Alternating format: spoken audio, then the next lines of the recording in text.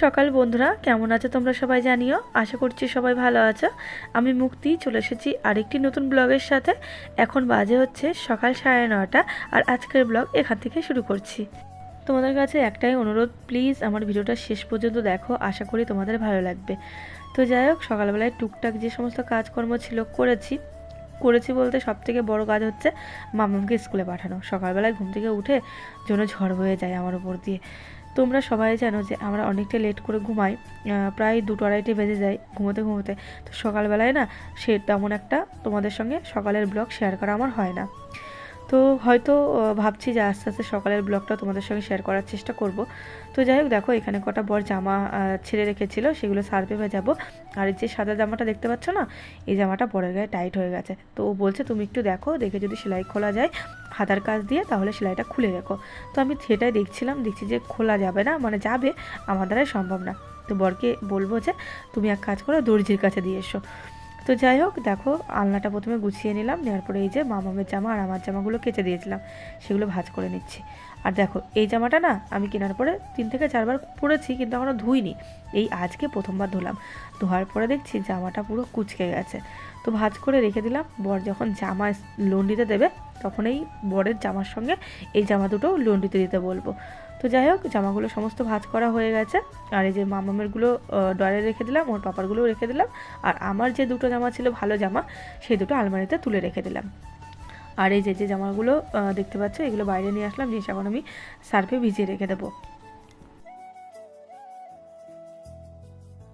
এই ভিডিওটা জানো তো মঙ্গলবারের, এডিট করতে পেরেছিলাম না। শরীরটা সেদিন এত খারাপ ছিল আমার, কি বলবো। সকালে ঘুম থেকে উঠে দেখছি গলার মধ্যে খুসখুস করছে। উমা, তারপরে আস্তে আস্তে যেতে দেখছি ভালো লাগছে না।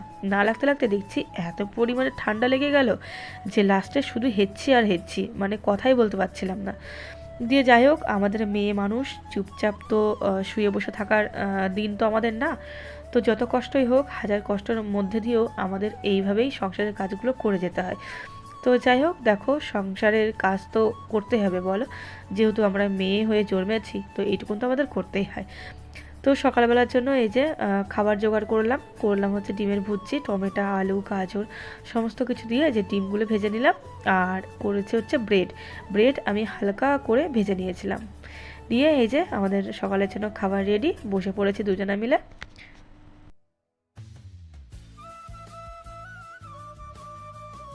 আজকে সকালে মামামকে ব্রেড আর হচ্ছে আলু ভাজা করে দিয়েছিলাম। বারবার বলে যে আমার এত পছন্দ আলু ভাজা, তুমি কখনো আমাকে টিফিনে করে দাও না। তো ভাবলাম যে ঠিক আছে, আজকে যখন আর কদিন মাত্র স্কুল আছে, মানে আজকে মামামের হচ্ছে 3টে পরীক্ষা হলো আর 3টে মতো আছে, তারপরে তো স্কুল ছুটি পড়ে যাবে। তো ভাবলাম ঠিক আছে চলো তাহলে রুটি আর আলু ভাজাই দিয়ে দিই, রুটি না সরি ব্রেড আর আলু ভাজা মামামকে দিয়ে দিয়েছিলাম। তো যাই হোক, দেখো সকালের বাসন কোসন চায়ের সমস্ত কিছু পড়েছিল জানো তো। ওই যে বললাম কিছুই ভালো লাগছে না, কিছুই করতে ইচ্ছে করছে না, সমস্ত কিছু বেসিনের মধ্যে ছিল। তো অল্প কটা কাজটা ছিল, সেই কাজটাগুলো এই যে ডাস্টবিনে রেখে আসলাম। দিয়ে এই যে সকালে রান্না করেছি, তো গ্যাসটার উপরে পড়েছিল, পেঁয়াজ নোংরা হয়েছিল, তো সেটাই আর কি মুছে নিলাম। নিয়ে এই যে কটা বাসনপত্র ছিল সেগুলো মেজে নিচ্ছে। কি করব বলো, কিছুই ভালো লাগছে না, শুধু মনে হচ্ছে কি শুয়ে বসে থাকলে তো আর হবে না, সংসারের কাজগুলো তো করতে হবে বলো। তো যাই হোক, চলো ভিডিওটা দেখতে থাকো।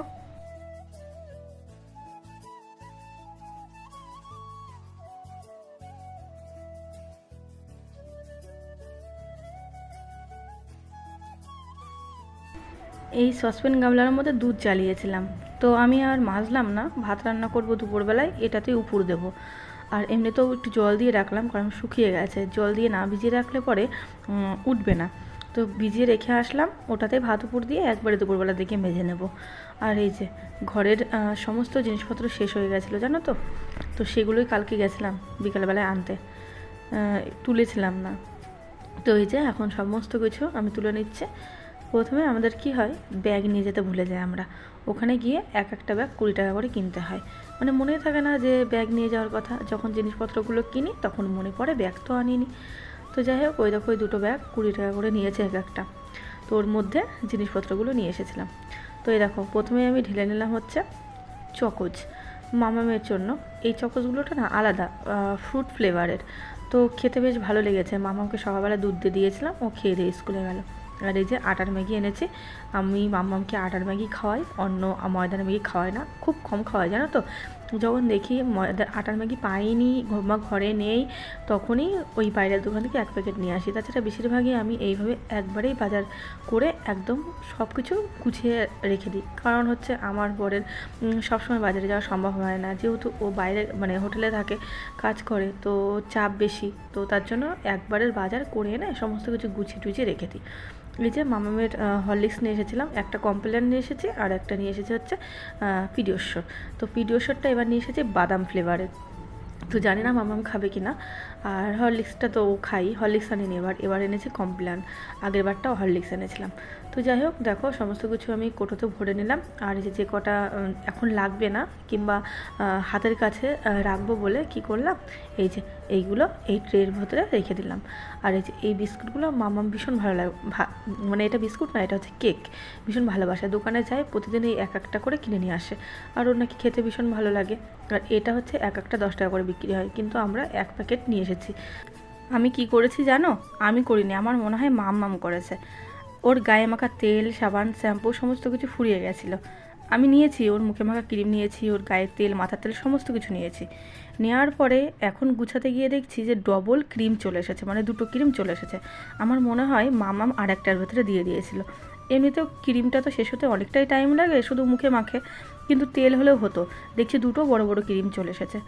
কী আর করবো, ওটা তো আর ফেরত দেওয়া যায় না, যেহেতু রিলায়েন্স মল থেকে এনেছি, বড় শপিং মল, তো সেখানে এটা ফেরত দেওয়া যাবে না। তো থাক, রয়েছে, কী আর করা যাবে, ঘরেই থাক। তো যাই হোক, দেখো ওগুলো গুছিয়ে নিয়ে এই যে অল্প কটা জামা কাপড় ভিজিয়ে রেখে দিয়েছিলাম, সেগুলোই কেচে দিচ্ছি আর কি।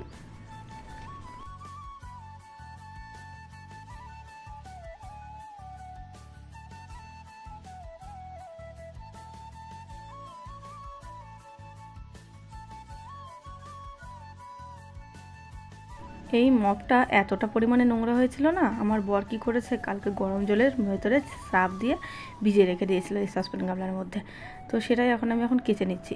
এত পরিমাণে নোংরা যে কি বলবো, হাত দিয়ে কেচেও যাচ্ছে না, ব্রাশ দিয়ে ডলছি তাও হচ্ছে না, লাস্টে যে পা দিয়ে পাড়াতে হচ্ছে। তো এখন অনেকটাই পরিষ্কার হয়ে গেছে, তো সমস্ত কিছু ধোয়া হয়ে গেছে। এই দেখো এখন মেলে দিচ্ছি। একদম অল্প কটা জামা কাপড় ছিল, যেহেতু এখন রোজকার জামা কাপড় রোজই কেচে দেওয়া হচ্ছে, তো তেমন একটা বেশি আর হচ্ছে না। এই ভালো বলো, একবারে এক গাদা কাচার থেকে, শরীরে কষ্ট দেওয়ার থেকে অল্প অল্প করে কেচে ফেললে যে কোনো জিনিস মানে তাড়াতাড়ি হয়, আর শরীরটায় কষ্টটাও কম হয় দেখবে।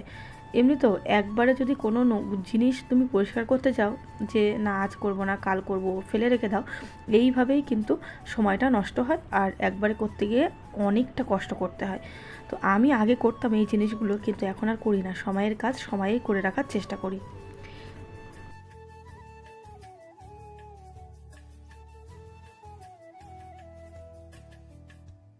দুপুরের জন্য রান্না বসাবো, ফ্রিজ থেকে সবজি বের করে নিলাম। বর ফোন করেছিল, বললো যে মাছ নিয়ে আসি।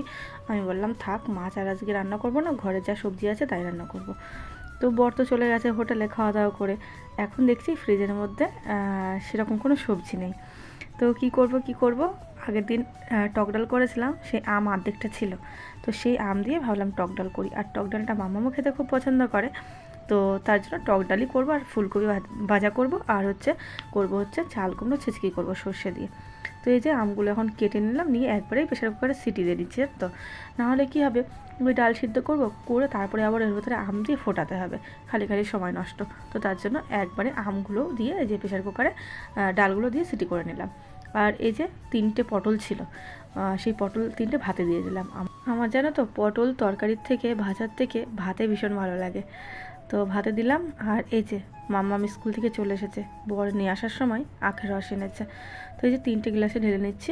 মাম্মাম জানি না খাবে কি না, তাও ঢালছি, জোর করে দেবো, কারণ জানো তো ও না এই যেগুলো ভালো ভালো জিনিস সেই সমস্ত জিনিসই খেতে চায় না, জোর করে দেওয়ার চেষ্টা করছি। আর বাইরে না ভীষণ গরম পড়েছে, আমার বর বাইরে যায়, তো ও আসে, ওর চোখ মুখ পুরো লাল হয়ে যায়। তো বাইরের থেকে আসার পরে যদি এরকম 1 গ্লাস আর আখের রস খায়, তাও শরীরটা বেশ ভালো হয়, মানে শরীরের ভেতরে ঠান্ডা হয় আর কি। তো তার জন্য এই যে বর নিয়ে আসে এখন রোজ, আমি বলেছি আসার পথে রোজ নিয়ে আসবা। তো বরকে দিয়ে দিলাম, বর খেয়ে চলে গেছে। আর মাম্মাম তো ফ্রেশ হচ্ছে, খেলো জানো তো, আখের রসটা খেলো, অনেক বকাবকি করার পরে খেলো, তাও মানে অর্ধেকটা খেয়েছে, পুরোটা খেয়েছিল না। তো যাই হোক দেখো এখানে রান্না হয়ে যাচ্ছে প্রায়। ছেচকি করে নিলাম চাল কুমড়োর, আর ফুলকপি ভাজাটা হয়ে গেছে, আর এই যে এখন ডালটা সোমবার দিয়ে নিচ্ছি। আমি জানো তো রান্না করি, কিন্তু কোনো দিন কোনো তরকারি টেস্ট করে দেখি না যে নুন ঝাল হয়েছে কি না। কিন্তু ইদানিং দেখছি যেটাই রান্না করছি কেন লবণ বেশি হয়ে যাচ্ছে। তো ভাবলাম চলো আজকে তাহলে চেক করেই নেওয়া যাক। তার জন্য ডালটা একটু চেক করলাম, লবণটা কম হয়েছিল, কম করে দিয়েছিলাম ভয়ে ভয়ে। তো একটু লবণ দিয়ে তারপর ডালটা একটু ফুটিয়ে নামিয়ে নিয়েছিলাম। রান্না টান্না করে দেখো পুরো রান্নাঘরটা পরিষ্কার করে রেখে দিলাম, আর থালা বাসন যেগুলো ছিল সেগুলো মাজা হয়ে গেছে। আর এই দেখো মামা এখানে খেলাবাটি খেয়েছে। দেখেছো আমি সবজি কেটেছিলাম, সেই সবজির খোসাগুলো নিয়ে টিফিন বক্সের মধ্যে রেখে রান্নাবাটি খেয়েছে। রান্না করেছে, আমি রান্না করেছিস বলছে ডাল আর আলু ভাজা। ডাল কি আলু ভাজা নাকি ও খাওয়াচ্ছে। ডাল আর কি রান্না করেছিস? তাকিয়ে বলে এদিকে। আলু ভাজা। চুলগুলোর কি অবস্থা? ও চুলের কি অবস্থা? মাথা স্রাস নেই? আজকে জানো তো ঘরটা মুছবো না, শরীরটা জুত লাগছে না সকাল থেকে, তোমাদেরকে বললাম যে। তো তার জন্য ঘরটা মুছবো না, ঘরটা এইভাবে ঝাড় দিয়ে নিয়ে স্নান করে আসবো। আর বড় আজকে তাড়াতাড়ি চলে এসেছে, ওরও খুব ঠান্ডা লেগেছে, ওর কান ব্যথা একসঙ্গে আমাদের দুজনার। আর মামামের তো লেগেই আছে, ওর কোনো না কোনোভাবে তো লাগতেই থাকে। বেশি না, এই তোমরা দেখেছো মানে 2 সপ্তাহ আগে ওর ঠান্ডা লেগেছিল, ডাক্তার দেখিয়ে ওষুধ এনেছি, তারপরে দেখছি আবার নাক দিয়ে পড়ছে। মানে এরকমটা ওর সাথে হতেই থাকছে, ওর হয়েছে তারপর হচ্ছে আমার বড় দুজনেরই একসাথে হয়েছে। মানে কে কাকে দেখবে বলো? আমার কিছু হলে পরে তাও ও টুকটাক করে, মানে আমার দেখে যে কষ্ট হচ্ছে তখন ও করে দেয় হাতে নাতে, কিন্তু ওই শুয়ে রয়েছে। তাড়াতাড়ি হোটেল থেকে চলে আসলো, বললো আমার ভালো লাগছে না জানো তো, আমার হচ্ছে গা হাত পা ব্যথা করছে আর এই কানের নিচে টাটাচ্ছে। ঠান্ডা লেগেছে না, ঠান্ডা লাগলে পর ওই কানের নিচে দিয়ে না টাটিয়ে যায়। তো বললাম ওষুধ এনেছো? বললো হ্যাঁ ওষুধ এনেছি, খেয়ে দিয়ে ওই যে এখন একটু শুলো। তো আমি ভাবলাম যে স্নান হয়ে গেছে, স্নান করে পুজোটা দিয়ে নিই, দিয়ে তারপরে ভাত বাড়বো। আর এই দেখো গাছে অল্প কটা ফুল ফুটেছিল, ফুল আনতেই মনে থাকে না, তো কি করব। আর ওই জবা গাছটাতে না একটা জবা ফুটেছে। আমার বর আগের দিন ওষুধ দিয়েছিল, ওই জবা গাছটায় না শুধু পোকা লাগে। ওষুধ দেওয়ার পরে তো দেখছি 2-1টা ফুল ফোটে, তো ওষুধটাই মনে হয় কাজ হয়েছে।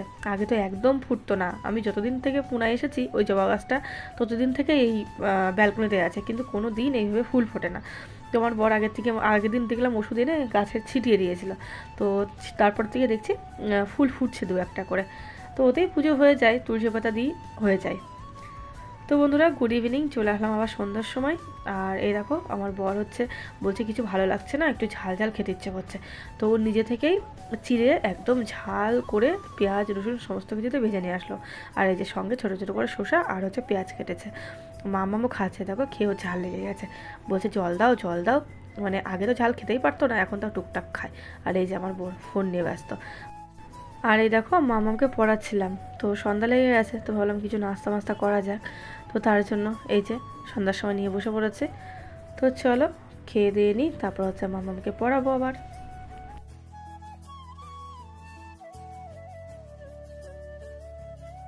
ভেবেছিলাম ডাক্তারের কাছে যাব না, এত এত খারাপ লাগছে আমার, চোখ মুখ দেখে বুঝতে পারছো তোমরা, আমি কথা পর্যন্ত বলতে পারছি না। আর এই যে একটা ব্যাগ নিয়ে নিয়েছি, ভাবলাম ব্যাগটা নেবো না, শুধু হাতে ফোনটা নিয়ে যাবো। তো ভাবলাম না থাক, যদি ওষুধ দেয় তাহলে এই ব্যাগের মধ্যেই নিতে লাগবে।